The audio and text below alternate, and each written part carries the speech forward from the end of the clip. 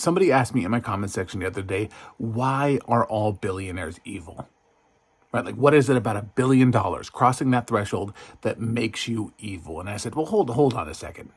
The threshold is almost certainly far below $1 billion. Billionaire is just easier to say, right? It's an easy line to look at and say, like, evil. But let's talk about why, because I do think some people don't understand where all the hate comes from. Like, there's a certain level of wealth.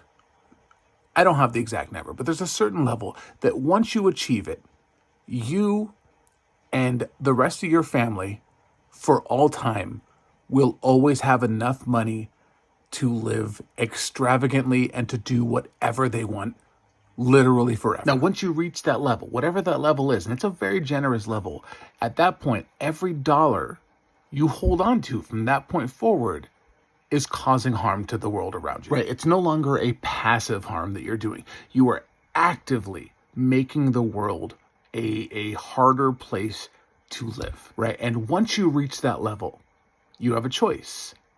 You can continue accumulating wealth for no apparent reason, for no way that will benefit you in any way, or you can hire someone whose full-time job it is to use that excess wealth that will never have any impact on your life or any of your descendants' life to make the world a better place. And obviously you can't help everyone in the world, but if you get to that point where you have so much money, where money just, the extra money you get just becomes imaginary, and you are not actively attempting to use all of that imaginary money to help living people live better lives, then you're a comic book supervillain at that point.